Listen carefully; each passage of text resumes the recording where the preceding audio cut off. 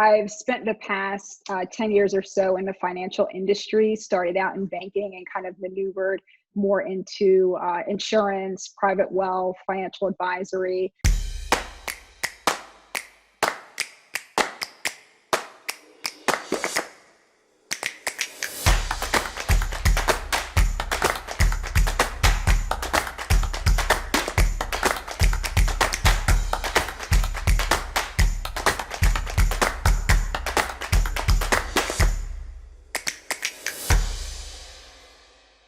Hi, I'm Terrell Turner, the host of the Business Talk Library, and today I have a special guest on, Miss Dana Wilson, and I'm excited because she actually has a very, very cool app that her and I connected on that I think is just a huge, huge, huge thing for those that are in the finance profession, as well as those looking for the right type of financial support. How are you doing, Miss Dana? I'm doing well. Thanks for having me. How are you doing? I am doing very well. I am doing Good, very good. well. So, first, where are you located? So I am in Jersey City, New Jersey. So very, very close to New York. A little too close now. It's like you used to think that that was a great thing, and now it's just like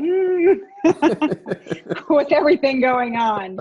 But we're definitely adjusting. It's kind of getting used to that new normal. You kind of forget about what's going on until you actually have to leave your house and take a trip to the store, and it's Gotcha. just a different type of experience. But Okay. making it. And I guess it's probably very interesting with building a business in a Mhm. city like, I guess you say the greater New York City area during a time like this where like everybody's home. Like, how has that been? It actually hasn't been too bad. I mean, I think we all really needed this time. I don't think we needed it to come with a pandemic. How, I think we could have done without that part of it. But I think it's been something great to just have this time to kind of reflect and figuring out what you're doing with your business. So for me, it's actually been good because I feel like people are home and they're paying attention more to their social media. I think before we would always kind of browse things, but now we're actually looking and reading and watching what people are posting, because for the most part we have a little bit more time, and even though we might still be adjusting to our new schedules, but we still have the time to really see what people are doing. So I see a lot of views and a lot of posts getting a lot more likes and shares, and I think that they probably would have. So I think Mhm. the viewership is really going well, in that respect, and being able to just reach people. I think because people aren't having to commute and travel. I mean, a lot of that stuff takes up a big part of your time. I know for myself, like having to travel into the city, I mean, those are times when you couldn't like schedule calls, or you were trying to like figure out when you can have calls based on other stuff you had going on. So now that you have more time, you're really able to kind of focus and reach people a little bit better. Awesome, awesome. And I Yeah. apologize. I usually have much better manners and I go in a better order. No, I no, feel this like is I just jumped right into it. That's not usually how I I usually start with, hey, Oh, let's that's learn right. I'm about supposed to your say hi. I background. didn't, right. I don't have on my hello, my name is. See, that's the difference of being in person, right? It's like, hi, my name is Dana with the, but no, yeah, sure. To Yeah, back up. so yeah, let me back up. Like I said, you were doing great. It was just, yeah, I probably should like, maybe I should do this in a different order. All right, first, all right, tell us a little bit about your background. Yes. All right. So, as you said, my name is Dana Wilson. I am the CEO and founder of CHIP, which stands for Changing How Individuals Prosper, but it is pronounced just like potato chip. So everyone can, remember that easily. I've spent the past 10 years or so in the financial industry, started out in banking and kind of maneuvered more into insurance, private wealth, financial advisory. And for the past 5.5 years, have spent the last part of those as an independent investment advisor.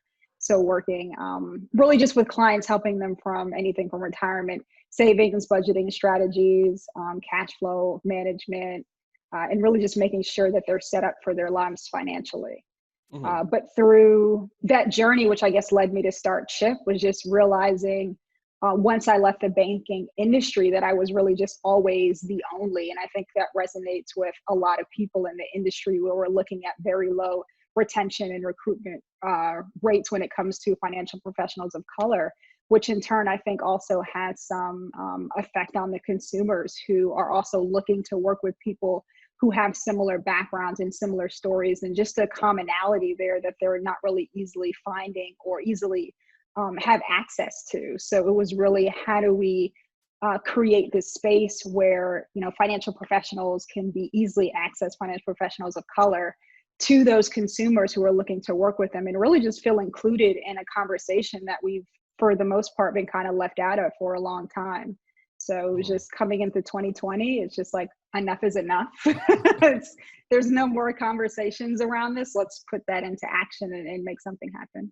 Okay, and I think that that's a very, I mean, there's a lot there because even as I come from more of the accounting kind of the, I guess you say, corporate finance perspective. And even when Hmm. when I'm working with a new client, I mean, it's a very personal relationship. I mean, Hmm. they have to feel very comfortable with you. And it's like, if you don't Yeah. feel comfortable with the person that's advising you, or if you feel like, hey, this person won't understand me, you tend to Hmm. not really get the best out of that experience, or you just choose not to use their services at all. Yeah. Or you just feel, you know, kind of intimidated in a sense. And I feel like a lot of that comes into our communities where we feel like we have to go into these meetings knowing a lot more, or pretending like we know a lot more than we do. So we're not looked at as kind of being inferior or less educated or less experienced, even though we're successfully experienced in a lot of our own industries. But when it comes to finance, and that still being a topic that we don't discuss as often in communities of color, regardless of whether you're just starting out in your journey or you have a lot of money. I mean, I make no assumptions at this point in my career where people's knowledge and level are, no matter how much money they're actually bringing in. But to your point, there's so much that goes into that deep dive in that first conversation. And you really want to be with someone, or work with someone who can speak to that and who can understand you and who's not judging you. And I think a lot of times we often feel judged, and that can, you know, make or break someone starting on their Yeah. path and even just starting that generational wealth. And for us, I just don't feel like we have the luxury to keep staying away. We need to be more included in this industry. hmm So what was it like when you started, talking to, whether that was very close friends or whomever, about the idea of this business? What was that reception like, or what was the feedback like? Oh, sure. The feedback was great. I just started really talking to other people, other peers in the industry, and some friends who weren't in the industry, and they just really liked the idea.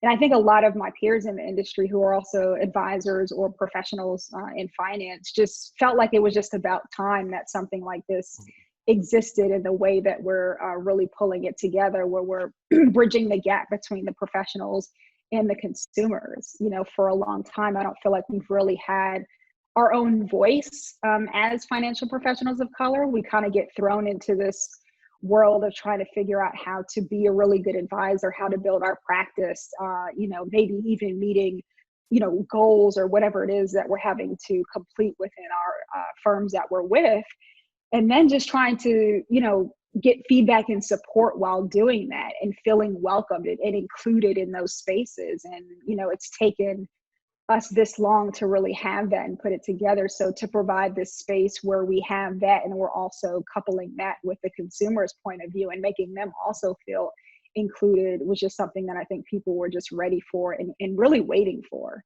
hmm So when you think about your own experiences, so let's say, if you were walking in to meet with a client, and when you looked around the room, Mhm.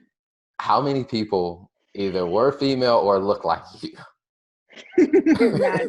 None, which is unfortunate. And it's like you get to this point where you just get used to it.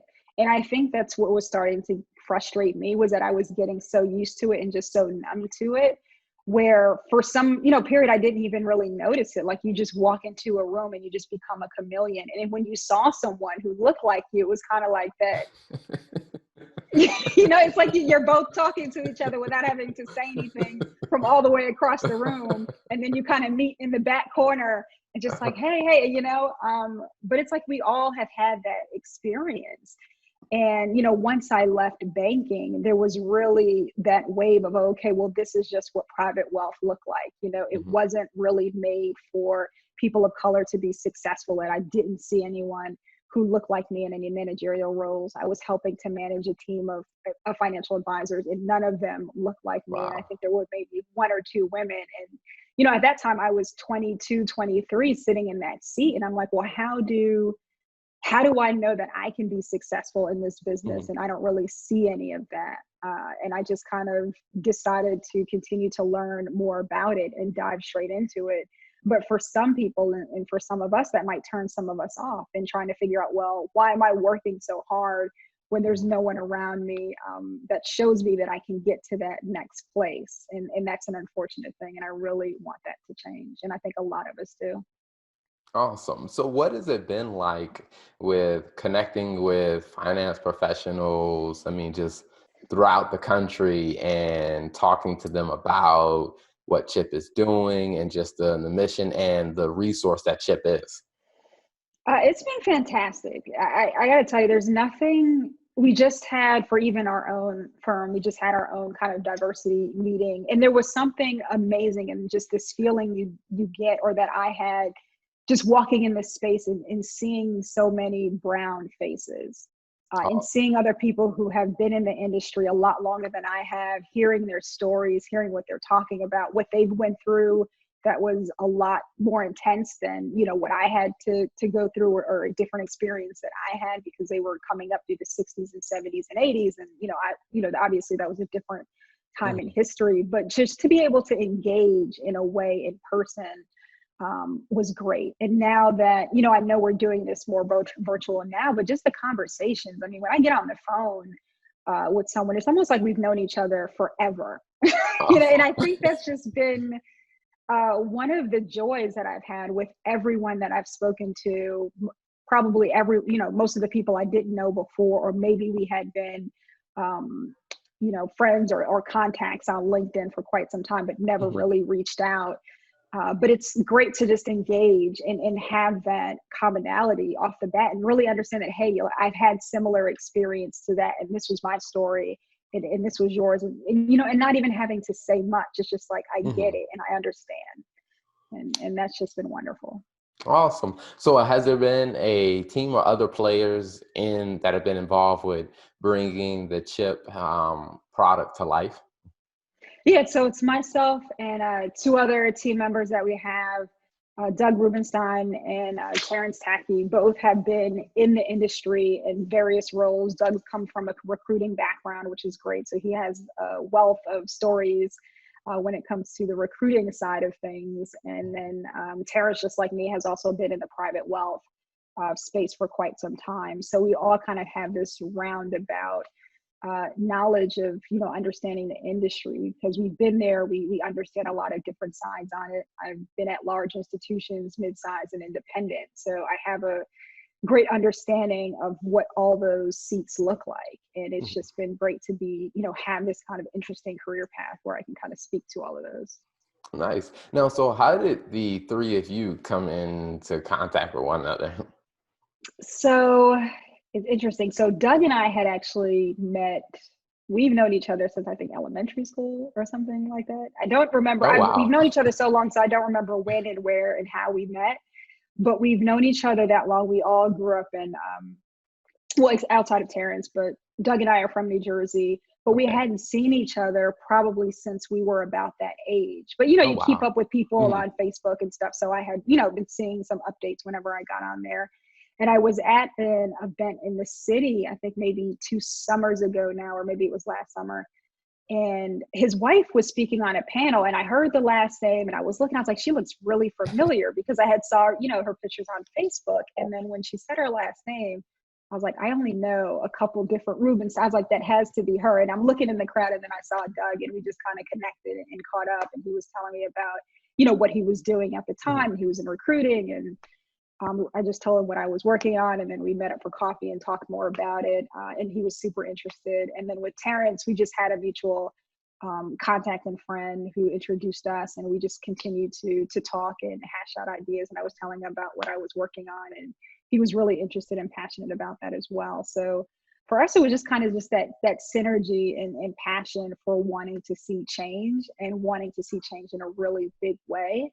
That I think excited all of us to really walk down this path and just kind of spearhead that, and focus a lot on collaboration. Mm-hmm. Awesome. So if you're a finance professional and they're coming across the CHIP app, how would you describe to them, like, hey, here's the advantage you get with the CHIP? Yeah, absolutely. So for CHIP, our focus is just on financial professionals of color and really Black and Latinx professionals.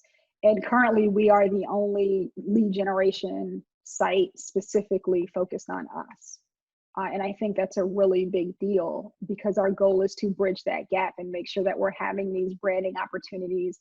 Financial professionals are able to share their voice and really be heard in a way that is not necessarily going on right now. And now more than ever, we're needed and we have to be visible and people need to access easily. And we don't want COVID to interrupt people's businesses. We want to make sure that people are staying in business, specifically financial professionals of color. We don't want to disappear. We can't. We're so important in a lot of these communities, not just to continue to have more people go into the industry, but just so that more people are building that generational wealth. So CHIP is really poised to help them do that and make sure that they're getting to the consumers who want to utilize their services.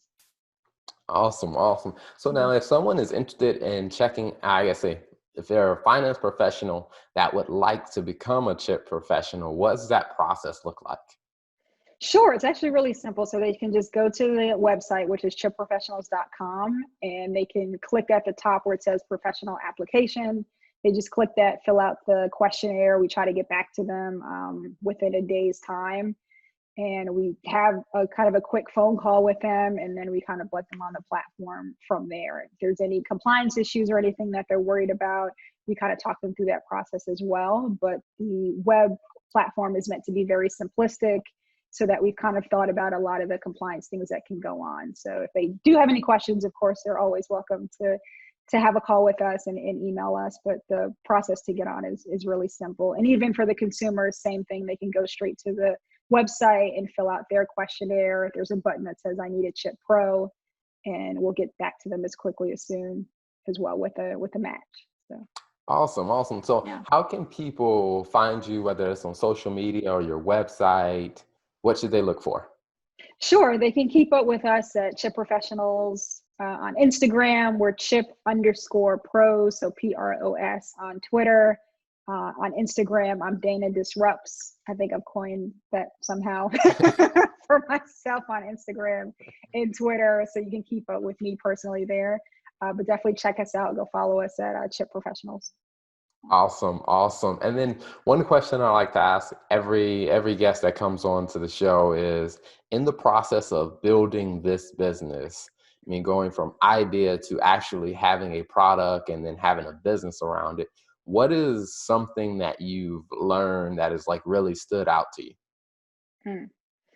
I think there's two, but I'm trying to pick one. I think the biggest thing when you're building any business, especially when it's a startup, is just not being afraid to pivot. I think sometimes we get so stuck in our own ideas of what we want our vision or our business or our product to look like, that we're not being considerate or mindful of the consumers and the people that are actually going to use it. And we need to listen more about what they're telling us versus what we're saying in our kind of visualization, because we're so stuck to our idea. And pivoting is super important and can kind of set you apart in different ways when you kind of open your mind up to something else.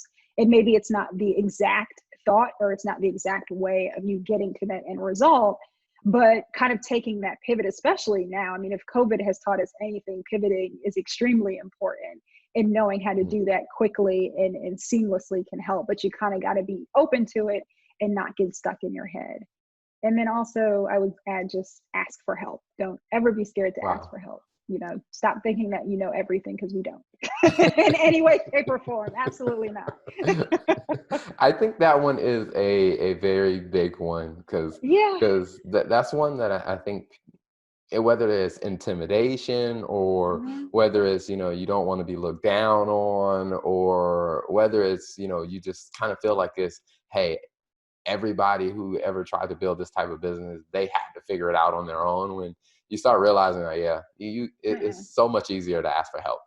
It is. And it's like, even when you go back and you read other people's stories about how they started a lot of their companies back in the early days, it was like someone connecting them to someone else, or they sometimes happen to be at the right place at the right time. But it's like, if you can't open your mouth and to ask for things and to also be humble to receive that feedback, is really important and critical, especially in the early stages. You don't want to be so stuck and so kind of, in your own head to where you're not open to those things, because that can make or break your business.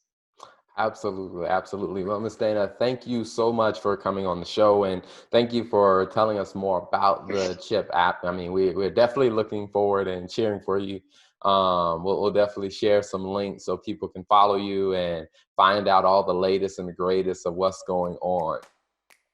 Well, thank you for having me. This was great. I appreciate it. Thanks for tuning in to the Business Talk Library. If you like what you heard and you want to hear more, be sure to click the subscribe button and follow us on all social media platforms as the Business Talk Library.